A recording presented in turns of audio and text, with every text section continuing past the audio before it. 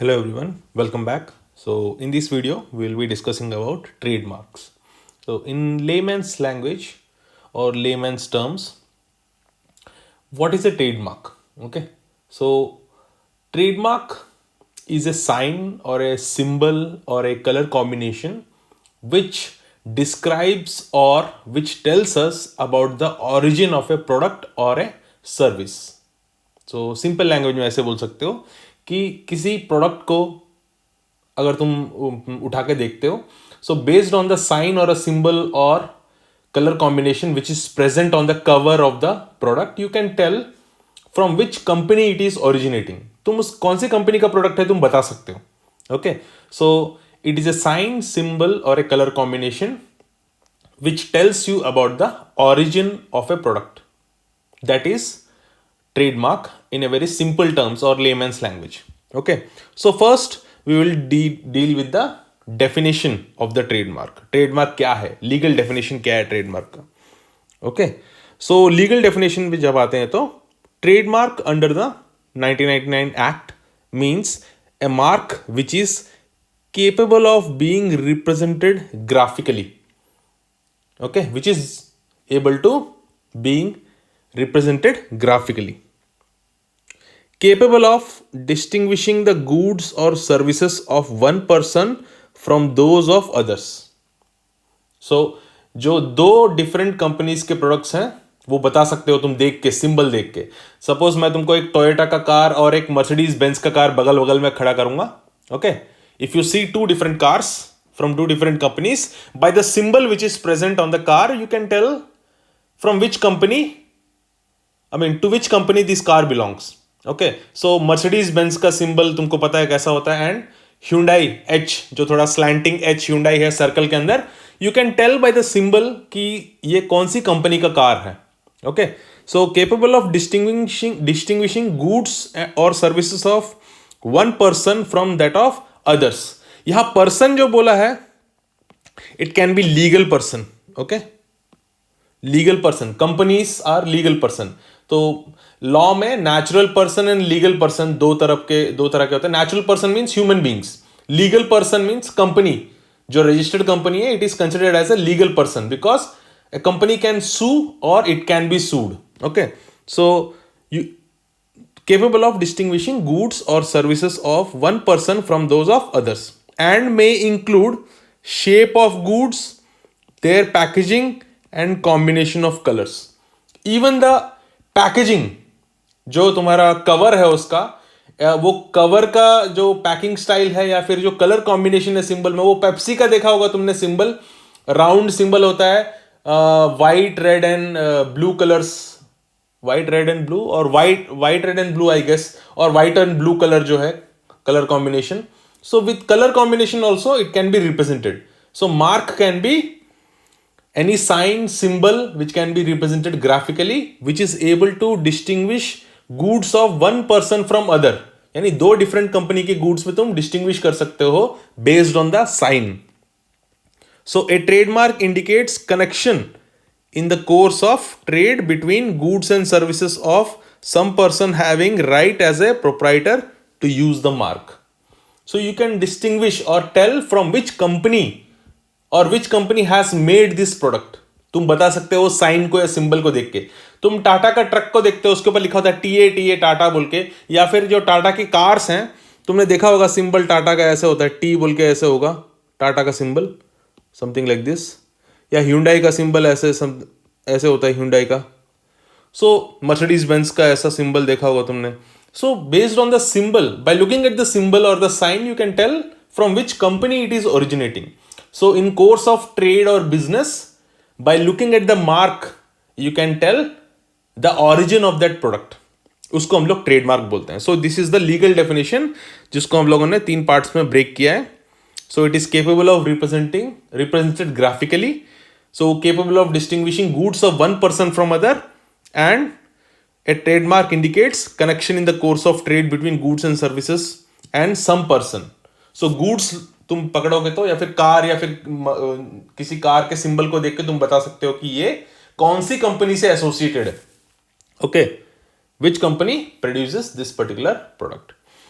Then essential requirements of a trademark. एक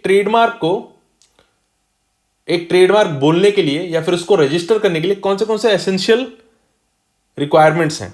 सो it must be a mark, it must be a mark which can be a name. So जो तुम्हारा BBC जैसे है symbol हो सकता है, कोई लेटर्स हो सकते हैं, और याहू जैसे नाम है, Walmart, okay. It can be a signature also, a word और ए लेटर, नंबर, और it can be A shape, label, colour combination etcetera. कुछ भी हो सकता है, होंडा जैसे पूरा लिखा है, कोको कोला, और it can be A colour combination. So Pepsi का जो है रेड, व्हाइट एंड ब्लू, और just it can be a signature. So it can be anything, okay? So essential requirements of a trademark में it to be registered it should be a name, signature or word, letter, number, shape, label, color combination, कुछ भी हो सकता है, okay? So it must be used or proposed to be used in relation to goods which are the subject of trade or manufacture or in relation to services। या ये trademark किसी product के लिए यूज कर सकते हो, goods के लिए, और किसी सर्विस के लिए। सर्विस मींस फाइनेंशियल सर्विस है, जैसे एसबीआई का सिंबल है। एसबीआई का सिंबल आपने देखा होगा, ऐसे ब्लू कलर का ऐसे होता है, चाबी के जैसे, something like this, state bank का, okay. So it can be for a service और a goods, okay. In the course of trade a trademark can represent, it can be used for particular goods or services. Then it must be of a printed or other visual representation of the mark. So visual representation देख के तुम देखने से sound या smell को trademark नहीं दिया जाता है, okay. It can not be given for sound और smell, it should be visual, okay. It can be a sign, symbol, mark, number, colour combination, but it should be visual, okay. Sound को या smell को trademark नहीं देते हैं। Mark must be present on the goods by some means और the other. So जो भी product है, सपोज कार है, कार के सामने वो सिंबल रहता है, या फिर तुम मोबाइल फोन उठा के देखोगे तो बहुत मोबाइल फोन के ऊपर उसका सिंबल लिखा होगा। एप्पल के जो मोबाइल है उसके पीछे वो एप्पल का सिंबल होता है, खाया हुआ, बाइट किया हुआ एप्पल। या रेडमी के जो फोन है, चाइनीज फोन, MI लिखा होता है। So it should be on the product और द कवर, पैकेजिंग के ऊपर होना चाहिए, कवर के ऊपर या प्रोडक्ट के ऊपर वो सिंबल होना चाहिए, सिंबल, साइन और whatever trademark it is. It must show connection between the goods और services and the person from which they originate. So there must be association between the goods and services and the company from which it originates. So अगर तुम एक particular mobile को पकड़ के देखोगे तो तुम बता सकते हो कि कौन सी कंपनी का ये मोबाइल है, या फिर कौन सी कंपनी का ये कार है। सो it must show you the association between the product and the person from which it originates. Person मतलब यहां पर लीगल पर्सन की बात कर रहे हैं हम लोग, company, okay. Then functions of a trademark. एक ट्रेडमार्क के क्या फंक्शंस होते हैं, okay. It serves as an identification of origin. So अगर सपोज तुम्हारा प्रोडक्ट क्वालिटी प्रोडक्ट नहीं है, या फिर उसमें कुछ डैमेज है, you can sue the person, क्योंकि तुमको पता है ये किस कंपनी ने बनाया है, okay. Because the mark is present on the goods और the package. So you can sue the person और you can directly contact the person because you know from where it originates, okay. So it serves as an identification of origin. It serves as a guarantee of the consistency of the nature, quality and characteristics of the goods. So देखो अभी there are some products which are luxury products or which are of very good quality, okay? So उसके लिए premium price देते हैं। अभी cars में अगर तुम लोगे तो मर्सिडीज बेंज हो गया, BMW हो गया, तो सेफ्टी या फिर उनका जो है क्वालिटी और एश्योरेंस होता है उनका। So sometimes a mark, I'm not saying कि जो दूसरे हैं वो खराब है, नहीं, सस्ते में भी अच्छे आते हैं, but the thing is when you see a symbol और a mark you know the quality of the product, okay. So sometimes symbol और मार्क उस गुड्स का क्वालिटी बताता है।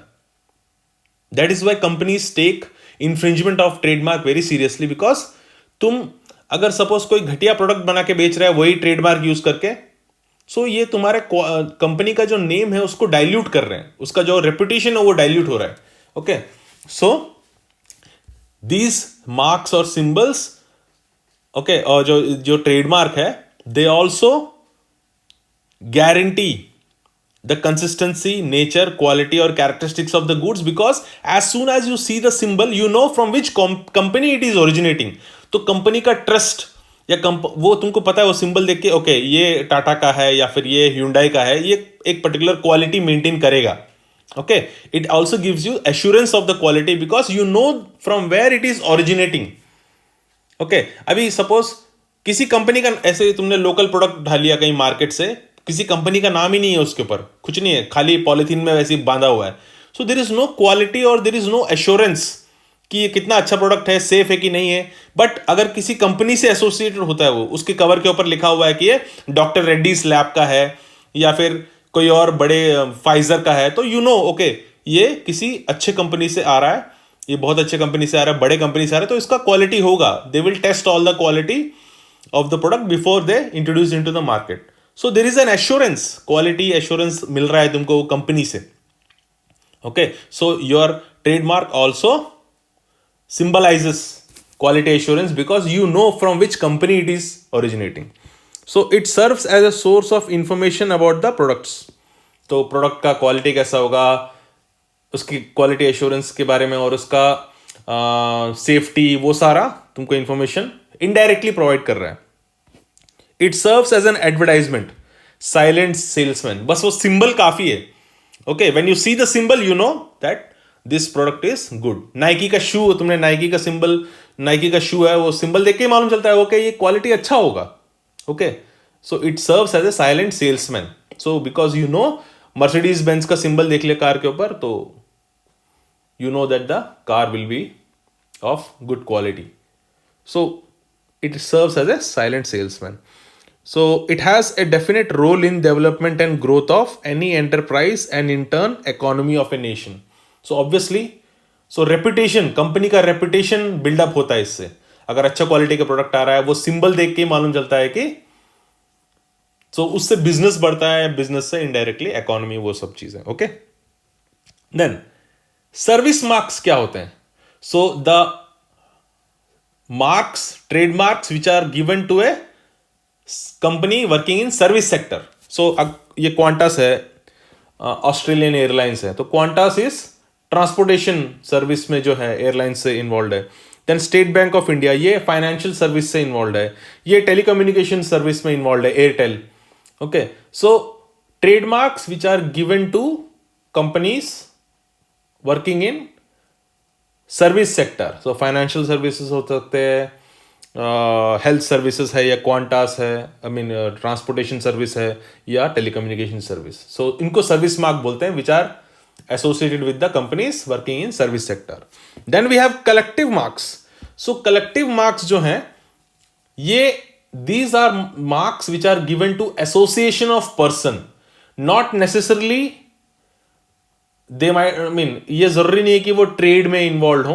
Okay, it is not necessary that they must be involve in trade और service, but it is given to a collection of people और association of people. उनको collective marks बोलते हैं. जैसे वर्ल्ड वाइल्ड लाइफ फंड है, WWF, या PETA है, इनका भी सिंबल है.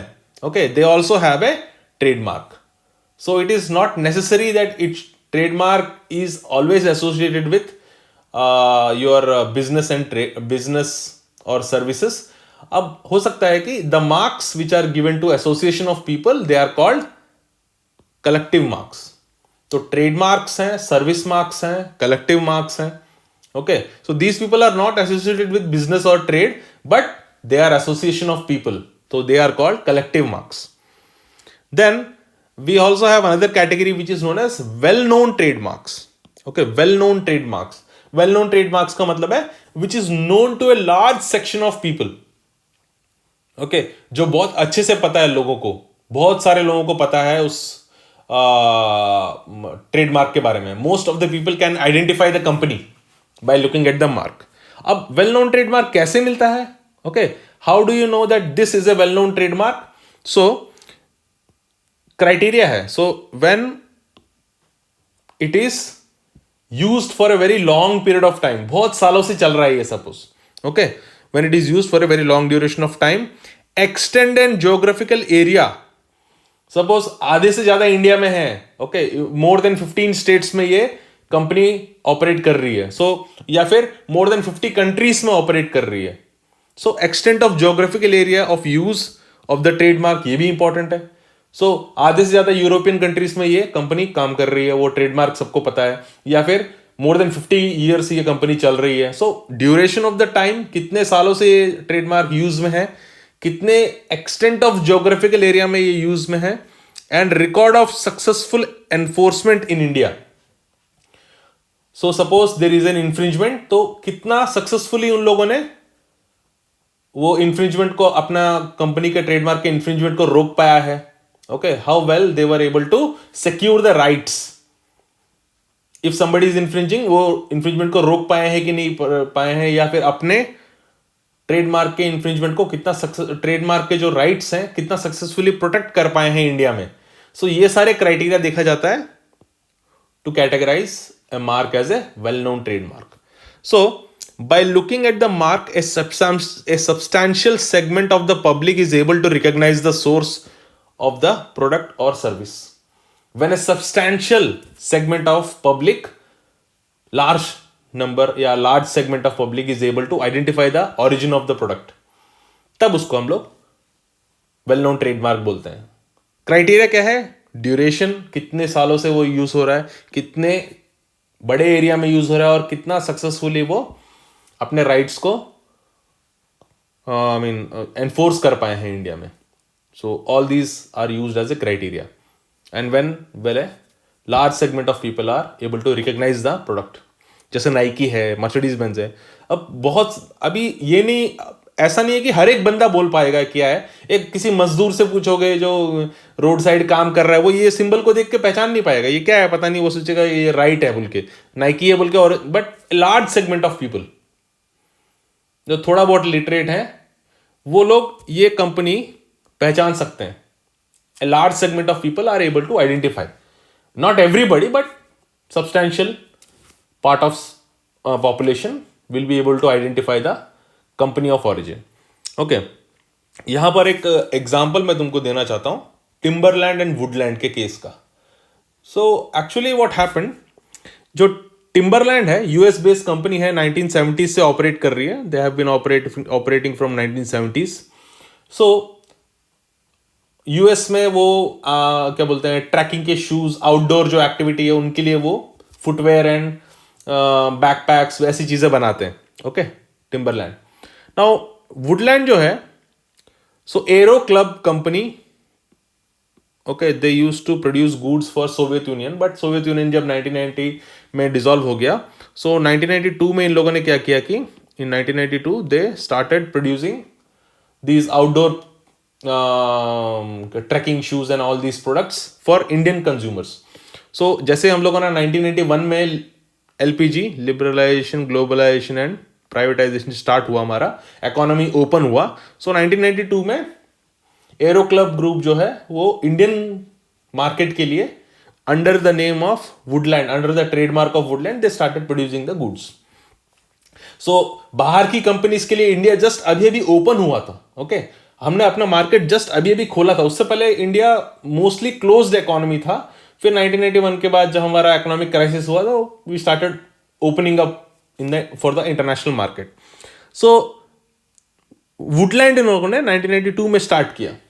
So by the time Timberland entered into India, जब तक टिम्बरलैंड कंपनी इंडिया में एंटर होती, वुडलैंड एक बहुत अच्छा वेल नोन, बहुत सारे लोगों को it was familiar with most of the people. So Woodland क्या हो गया ना, एक वेल नोन ट्रेडमार्क बन गया.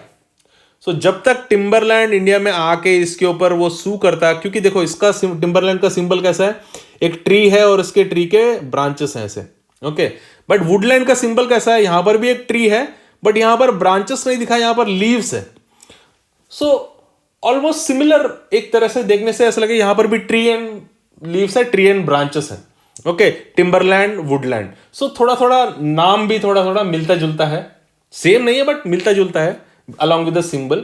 सो ये आके अगर इंडिया में आने के बाद ये सू कर सकते थे, but the thing is Indian law में ट्रेडमार्क अगर तुम्हारा कोई कॉपी करता है तो तुम सू कर सकते हो इन्फ्रिंजमेंट के लिए अगर तुमने रजिस्टर किया है। But the thing is if the other mark जो तुम्हारा वुडलैंड है, okay, if it has become a well known trademark, अगर ये जब तक तुम उसको सू करोगे तब तक अगर ये वेल नोन ट्रेडमार्क बन चुका है, okay, if people are able to distinguish your goods from the other company because they know that this is a separate company, और ये वेल नोन ट्रेडमार्क बन चुका है, then you cannot sue, then this is not an infringement of your trademark. So जब तक 2005 में आकर ये इंडिया में आता, 2008 उस टाइम पे केस करने का भी कोई फायदा नहीं था, because by the time Timberland entered into India, Woodland has become a well known trademark.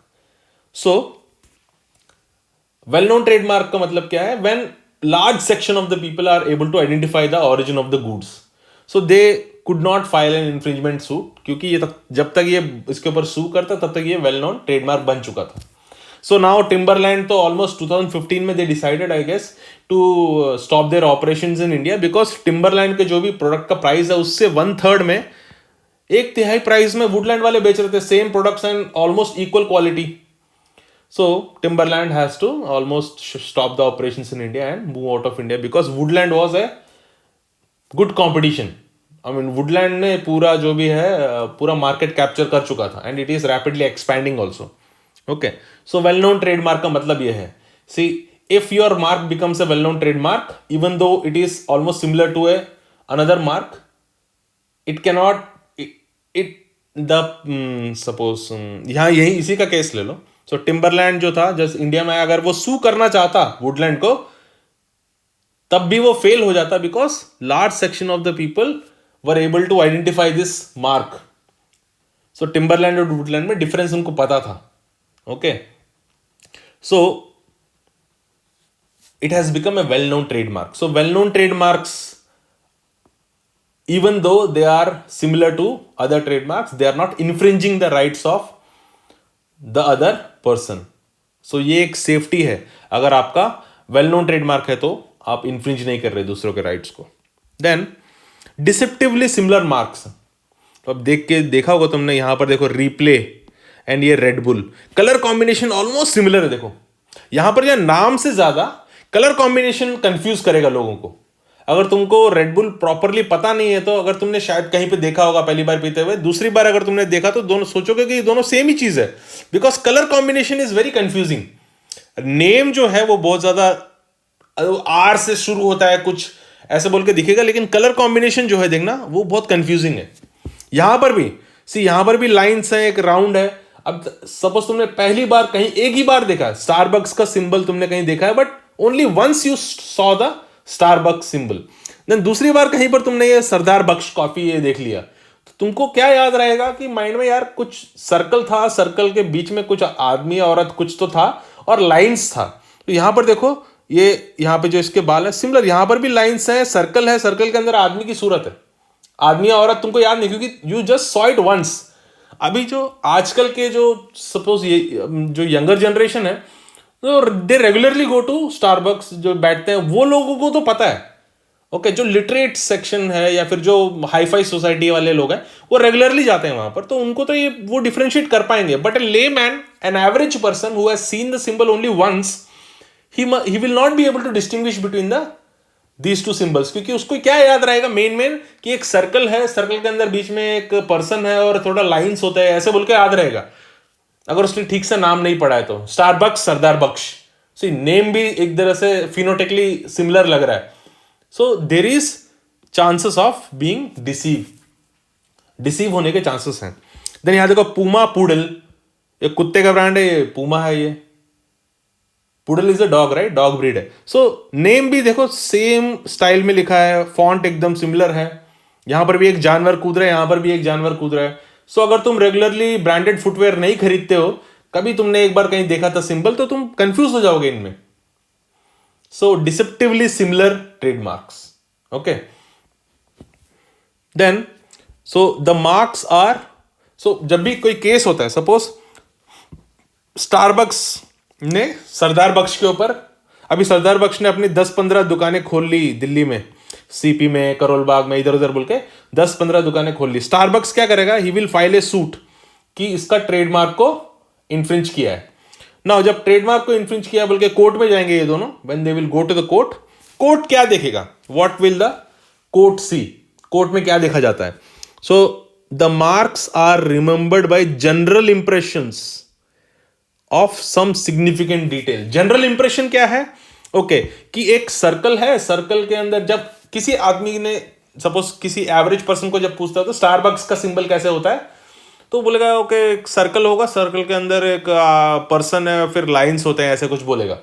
Okay so एक जनरल इंप्रेशन के ऊपर देखा जाता है, डिटेल्स में नहीं जाते हैं। Okay overall similarity is the touchstone. So जब कोर्ट देखता है तो overall similarity as a touchstone is used, okay, during the infringement cases. तो ओवरऑल क्या है, एक सर्कल है, सर्कल के बीच में एक आदमी है, औरत है, पर्सन है और एक लाइंस दिखते हैं, overall okay similarity. Mark must B looked at from the first impression of a person of average intelligence.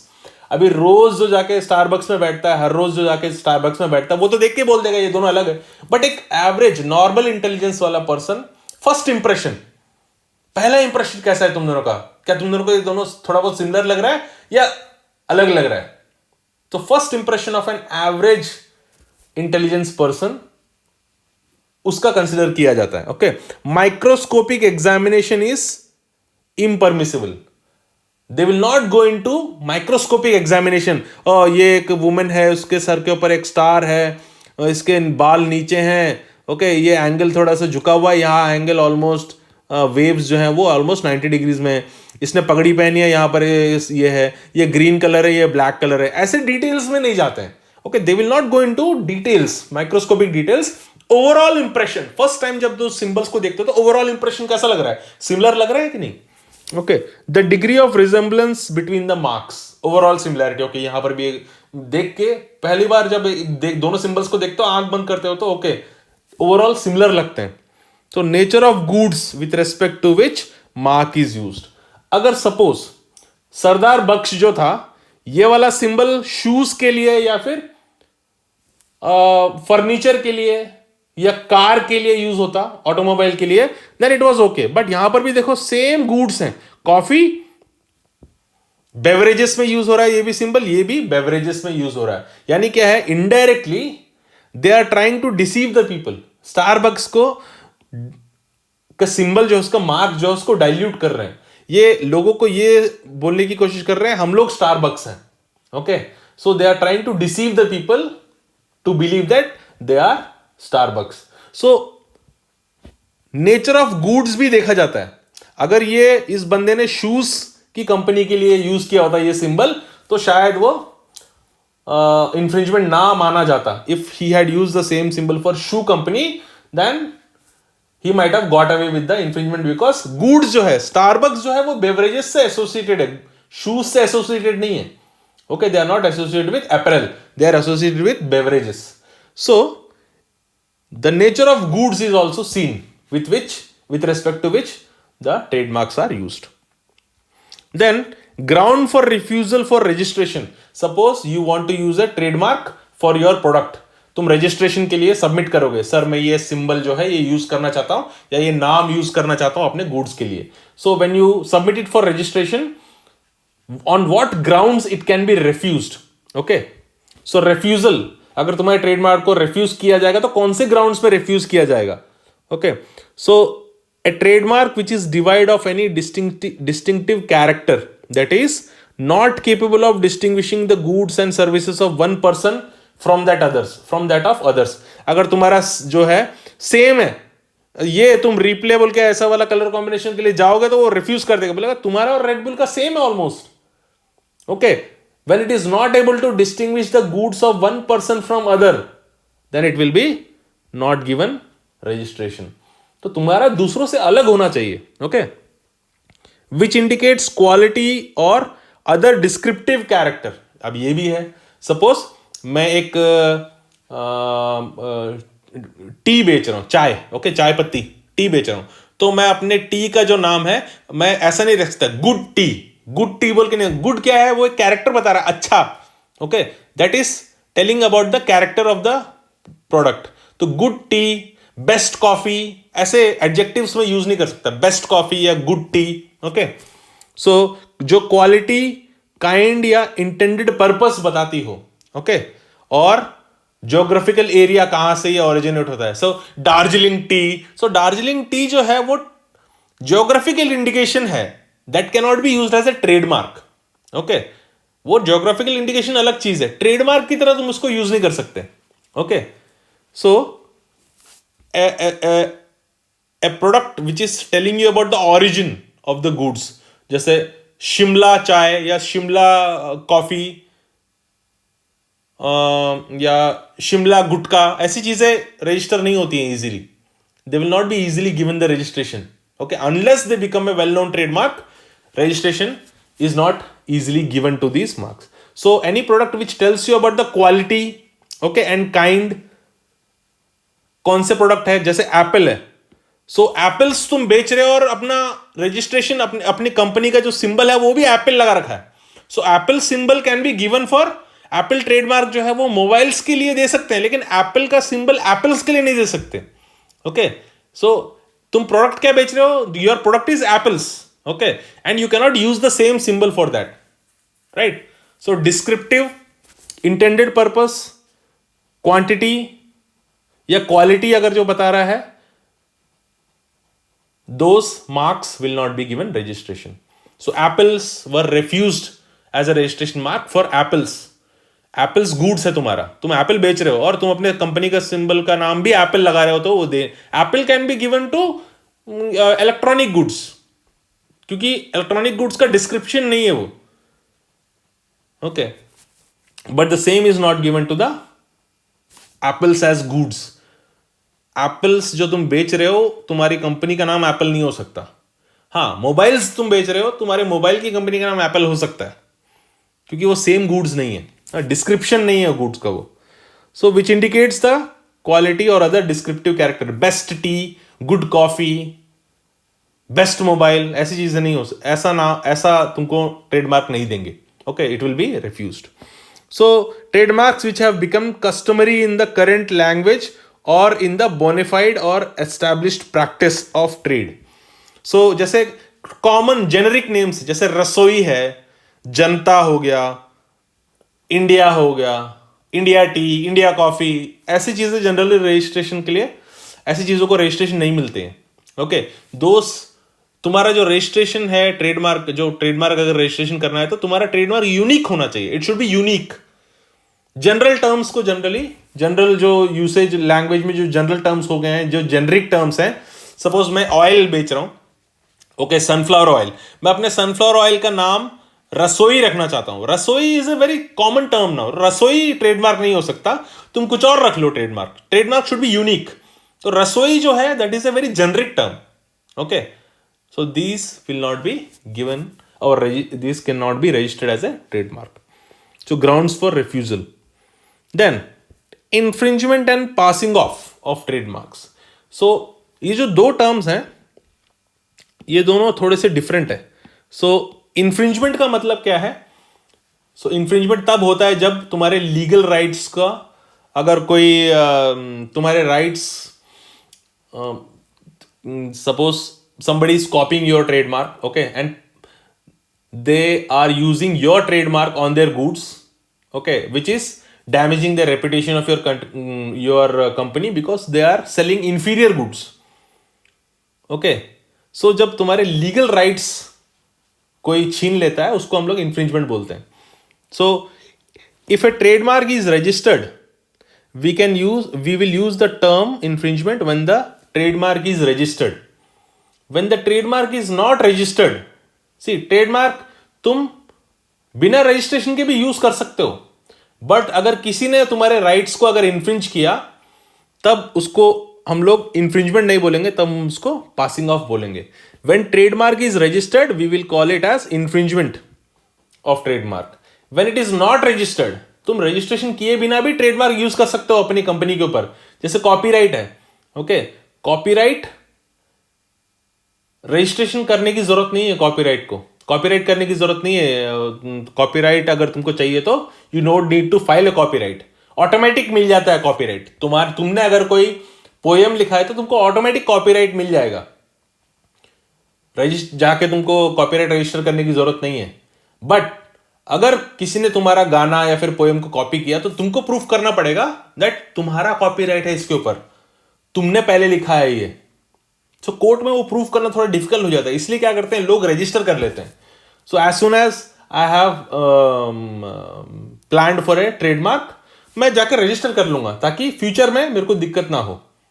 But even without registration you can use a trademark, but when somebody uses your trademark on his goods, जब तुम court में जाओगे तो उसको infringement नहीं बोला जाएगा, उसको हम लोग बोलते हैं passing of. somebody is passing off his goods as yours, वो अपने सामानों को बेच रहा है तुम्हारे गुड्स की तरह, क्योंकि उसने तुम्हारा सिंबल यूज किया है। Okay, when some other person is passing off his goods as yours, so it is tarnishing or it is diluting your company's name, क्योंकि उसके दूसरे बंदे के जो गुड्स है वो इंफीरियर है और वो तुम्हारा सिंबल यूज करके बेच रहा है मार्केट में, और लोग भी बेवकूफ बन रहे हैं, लोग भी सोच रहे हैं कि वो तुम्हारी कंपनी का है बट वो कोई और है। ऐसा बहुत सारे हम लोग देखा होगा, अगर तुम सीपी में या पालिका बाजार में जाओगे तो शूज 200-300 रुपए के शूज के ऊपर नाइकी का सिंबल बना होगा। So if you don't know, अगर बहुत लोगों को ब्रांडेड शूज के बारे में नहीं पता है तो वो सोचेंगे वो नाइकी है, ये कोई अच्छी कंपनी होगा बोल के। अगर किसी को सच में कंपनी के बारे में मालूम है उसको तो पता होगा कि 200-300 रुपए में नहीं मिलेगा नाइकी का। But somebody who does not know about the company, he might think ये कोई अच्छा कंपनी होगा। So if you have registered you will gate infringement, तब उसको इंफ्रिंजमेंट बोलते हैं। अगर तुमने रजिस्टर नहीं किया है और तुम्हारे राइट्स को कोई यूज कर रहा है तो उसको हम लोग पासिंग ऑफ बोलेंगे। Some other person is passing off his goods as yours. So if a trademark is registered then action for infringement can be taken. No action for infringement of trademark is available if the trademark is not registered. यहां पर क्या बोलेंगे, हम लोग बोलते हैं passing of. Passing of क्या है, it is a sort of taught. So taught क्या होता है, taught is a legal remedy, okay, in common law. Okay, so a wrongful act or infringement of a right leading to a legal liability. So tort जो है common law jurisdiction में हम लोग use करते हैं civil wrong. It is a civil wrong.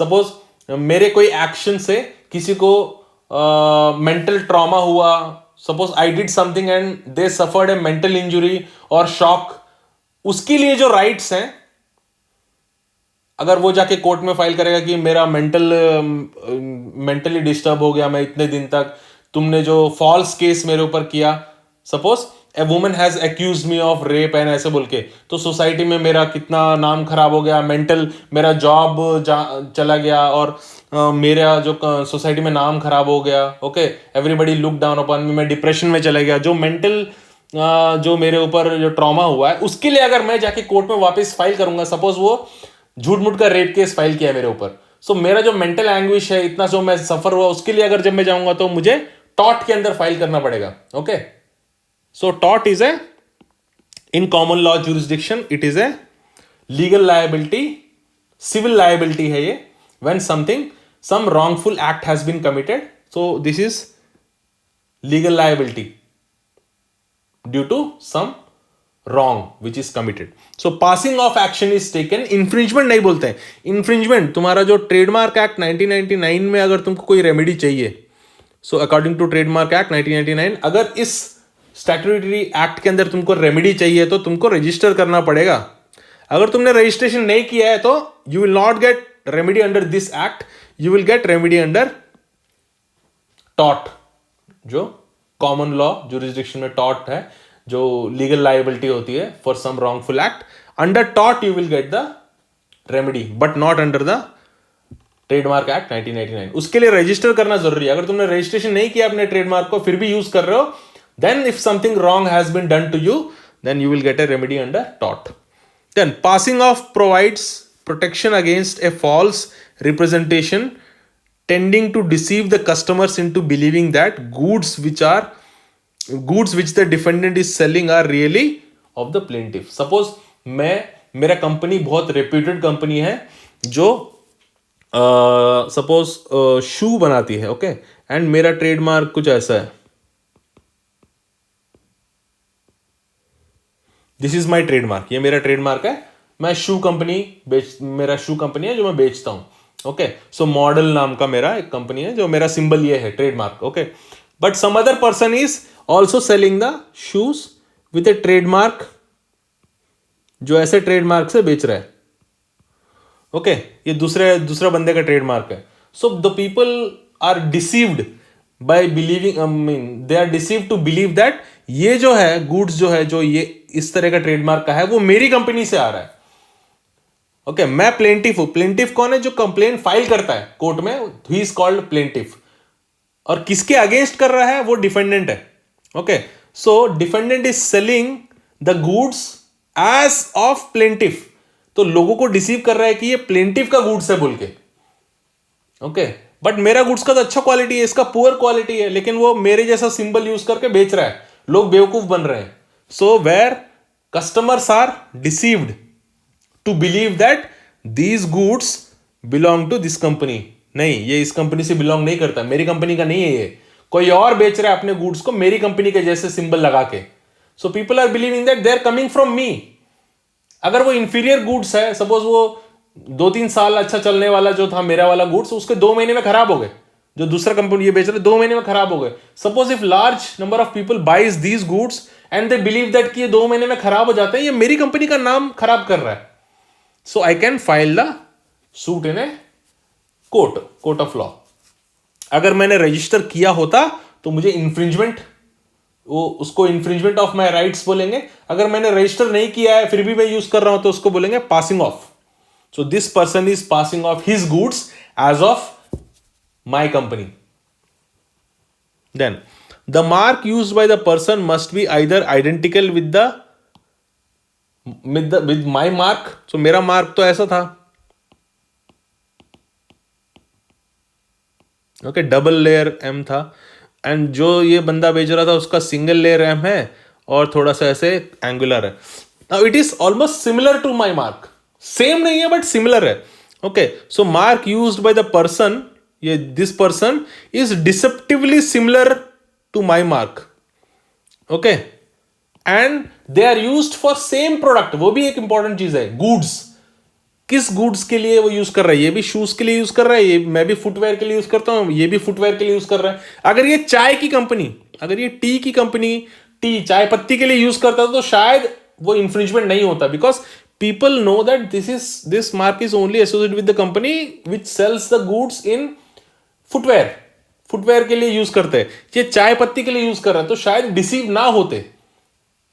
Sometimes even they can be deceive. जैसे टाटा है, टाटा तो बहुत सारे सेक्टर्स में है. वो सॉल्ट भी बनाता है, वो कार भी बनाता है, वो इवन सर्विसेज में भी है, हर चीज में है. तो ऐसी कंपनी के लिए थोड़ा मुश्किल हो सकता है, but otherwise most of the trademarks they are associated with a category of goods. So मैं फुटवेयर के लिए यूज करता हूं, अगर ये भी फुटवेयर के लिए यूज कर रहा है तो that will be using deceptively similar mark. Okay, so infringement या पासिंग ऑफ कब होगा? जब डिसेप्टिवली सिमिलर मार्क होता है. Then the goods in respect to which it is used must be specifically covered under registration. So अगर मैंने register किया है तो मैं बताऊंगा कि मैं कौन से गुड्स के लिए यूज कर रहा हूं ये trademark. I am using it for footwear. Okay, use of trademark must be in course of trade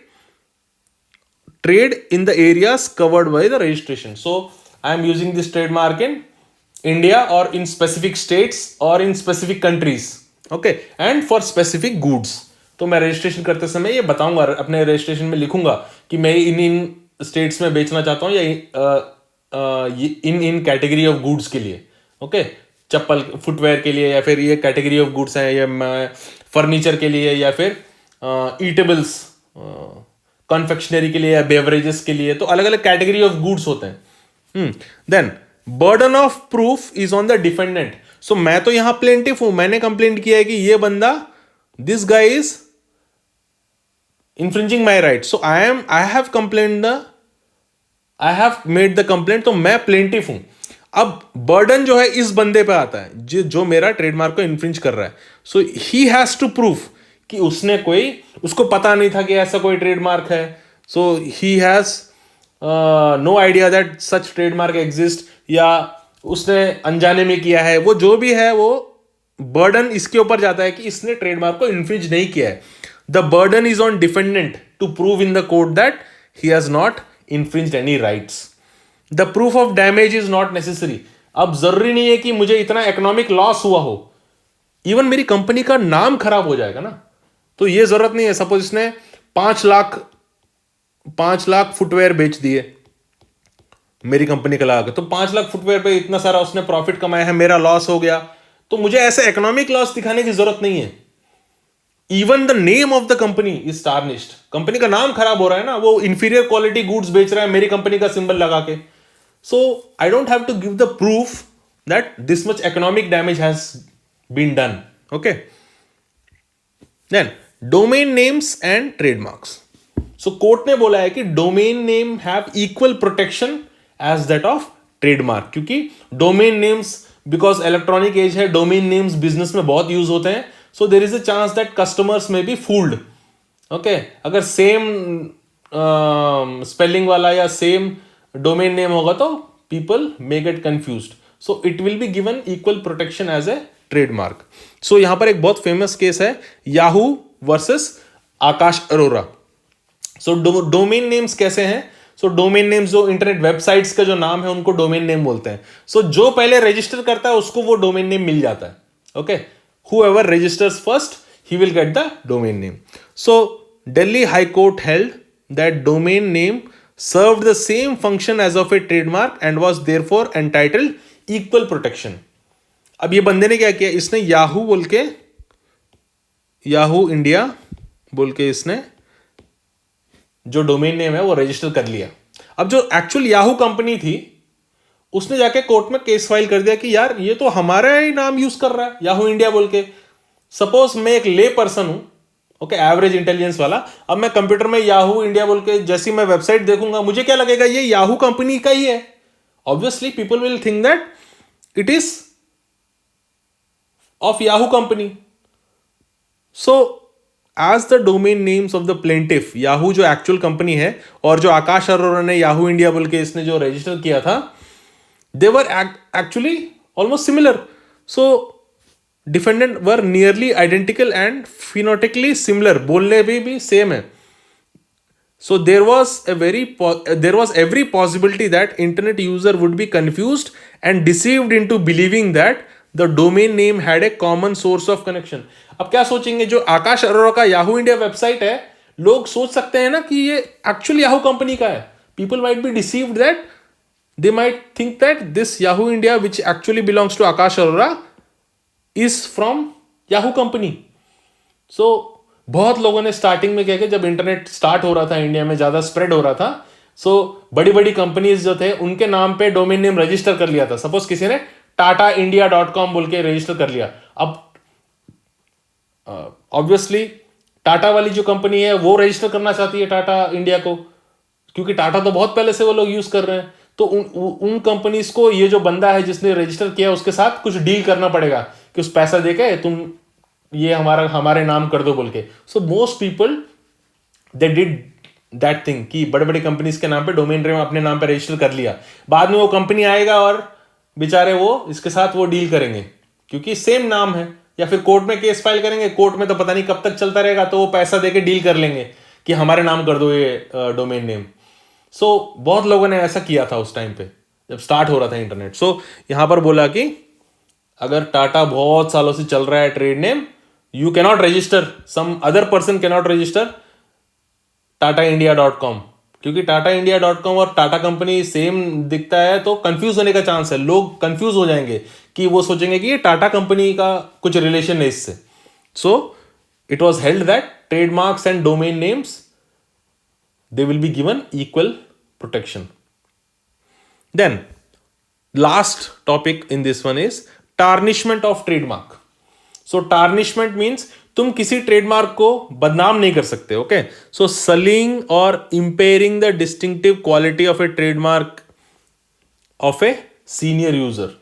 so suppose ये लेट 90s में या अर्ली 2000 में 2001 2002 उस टाइम पे एडवर्टाइजमेंट आता था कि जो तुम्हारा पेप्सी है, पेप्सी एंड थम्स अप के बीच में, कि थम्स अप एडल्ट्स का ड्रिंक है, पेप्सी मीठा होता है, बच्चों का होता है. या फिर ये भी देखा होगा कि एक बच्चा जो है वो कोको कोला का पहले एक कॉइन्स डाल के वेंडिंग मशीन में कोको कोला का ड्रिंक निकालता है एक, फिर दूसरा एक और कॉइन डाल के दूसरा कोको कोला का ड्रिंक निकालता है, फिर उसके ऊपर उन दोनों के ऊपर खड़े होके कॉइन डाल के फिर पेप्सी वाला निकालता है, क्योंकि वेंडिंग मशीन में वो कहीं पर ऊपर था. ऐसे जो एडवर्टाइजमेंट होते हैं जो दूसरी कंपनी को बदनाम करने के लिए, या दूसरी कंपनी का जो प्रोडक्ट्स है वो इंफीरियर है, they are not good products, they are for children, वो मीठा है, वो बच्चों वाला है, ऐसा जो एडवर्टाइजमेंट दिखाता है, that is not correct. Okay, it is like tarnishing और बदनाम कर रहे हैं दूसरी कंपनी के ट्रेडमार्क को. So that is not allowed. So sullying or impairing the distinctive quality of a mark of a senior user, or to convey the message that something is bad for you. So अब Thums up वाला क्या बोल रहा है कि ये Pepsi का जो है, पेप्सी वाला बच्चों वाला है, ये एडल्ट्स के लिए नहीं है क्योंकि ये मीठा है. थम्स अप स्ट्रांग है, ये एडल्ट्स के लिए, मर्दों के लिए, ऐसे बोल के जब दिखा रहे हो तो indirectly you are telling that that is of inferior quality, that is bad for you. So that kind of tarnishment is not allowed. वो भी एक तरह का बदनाम करने की तरह ही है. So Pepsi versus Hindustan Coca Cola limited का केस है. So tarnishment of trademarks is not allowed. You can not sully or tarnish or impair the distinctive quality of trademark of another senior user, right? So this was about the trademarks. So मैंने एक बस general introduction दिया है, बहुत ज़्यादा deep में नहीं गया, because we are not in this channel, we are not dealing with law वाले स्टूडेंट्स के लिए नहीं है ये यूपीएससी के लिए. जनरली ट्रेडमार्क क्या चीज़ होता है, okay, to just explain you what is trademarks and what are the main features, okay, of trademarks, उसके बारे में ही है, बस ज़्यादा डीप में नहीं गए इसलिए हम लोग. So that was about trademarks. Okay, so I hope that this video is useful. Thank you very much.